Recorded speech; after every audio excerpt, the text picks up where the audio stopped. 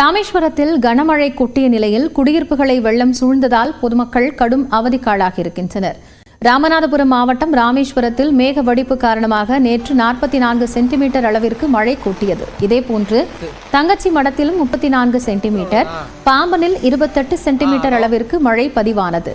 மண்டபத்தில் 27 சென்டிமீட்டரும், ராமநாதபுரத்தில் 13 சென்டிமீட்டர் மழையும் பெய்தது.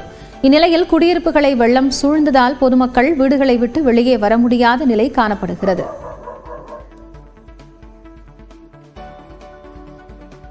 கடந்த 16 வருஷ காலமாக இதே தொந்தரவு தான் கிடக்கிற. மழை காலத்தில் மக்கள் யாரும் கடை கூட போக முடியல. ஒரு ஆத்திரவசத்துக்கு ஆஸ்திரிக்கு எந்த பிள்ளையும் கூட்டி போக முடியல. பயங்கர ஸ்கூலுக்கு பிள்ளைகள்லாம் பள்ளிக்கூடம் போக முடியல. எல்லாம் பேண்ட்டுக்கு அவுத்து கொண்டு அங்கிட்டு வச்சு போட்டுட்டு போகுதுங்க. இவ்வளோ கஷ்டத்துக்கு நாங்கள் ஆளாகிட்டு இருக்கோம். பாத்ரூம் மண்ணால் கட்டி கொடுத்தா சாஞ்சிருச்சுங்க. நல்ல வேலை 2 பிள்ளைய சாகுறது தப்பிச்சுக்கிருச்சு.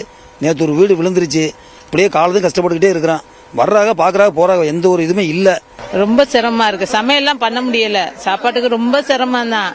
எப்படி சமையல் பண்ண முடியும்? தண்ணியே வீடு ஃபுல்லா இருக்கக்குள்ள எப்படி சமையல் பண்ண முடியும்? வெளியே போலான்னா வெளியே ஃபுல்லா தண்ணி தான்.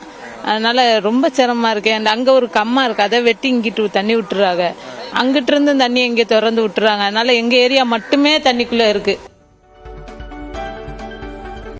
தொற்றுநோய் பரவும் அபாயம் இருப்பதால் மழைநீரை உடனடியாக வெளியேற்ற வேண்டும் என்று அப்பகுதி மக்கள் கோரிக்கை விடுத்துள்ளனர்.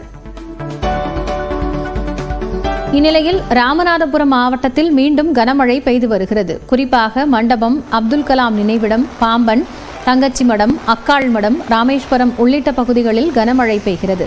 தொடர்ந்து மழை பெய்து வருவதால் குடியிருப்புகளை வெள்ளம் சூழ்ந்துள்ள நிலையில் நீர் வடிவதிலும் தொடர் சிக்கல் நீடித்து வருகிறது.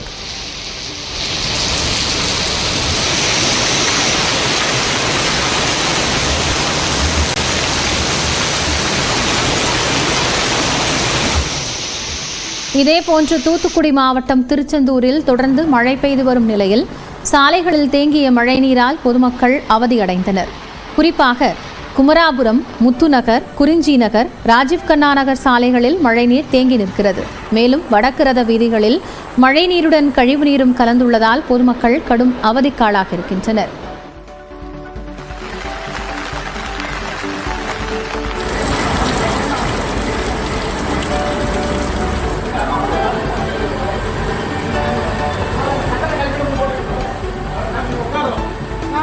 திருவாரூரில் தொடர்ந்து பெய்த கனமழையால் அறுவடைக்கு தயாராக இருந்த நெற்பயிர்கள் நீரில் மூழ்கி சேதமடைந்தன. குறிப்பாக கடுவலி கிராமத்தில் 200 ஏக்கரில் பயிரிடப்பட்டிருந்த நெற்பயிர்கள் அறுவடைக்கு தயாராக இருந்த நிலையில் நீரில் மூழ்கின. இதனால் பெரும் இழப்பு ஏற்பட்டுள்ளதாக வேதனை தெரிவிக்கும் விவசாயிகள் அரசு தலையிட்டு உரிய நிவாரணம் வழங்க வேண்டும் என்றும் கோரிக்கை விடுக்கின்றனர். திடீர்னு பெஞ்ச ஒரு வாரம் 10 நாளாக பெஞ்ச கனமழையினால அறுத்துக்கிட்டு இருக்கும் போதே மிஷினை கரையேற்றக்கூடிய நிலைமை வந்து இப்போ ஆளுங்களை வச்சு கையாலேயே அறுத்து இந்த பெஞ்சில் கதிரை கட்டி தூக்கிட்டு வந்து ரோடு பூரா குத்தி வச்சிருக்கும் போதே எல்லாம் அப்படியே முளைப்பு திறன் வந்துட்டு எதுவுமே பண்ண முடியல. இப்போ தண்ணி வர வர பெருவ அப்படியே இப்போ வந்து ஆள் இன்னைக்கு கிடைக்காம எல்லாம் அப்படியே வயல்லையே மிதந்துக்கிட்டு இருக்கு.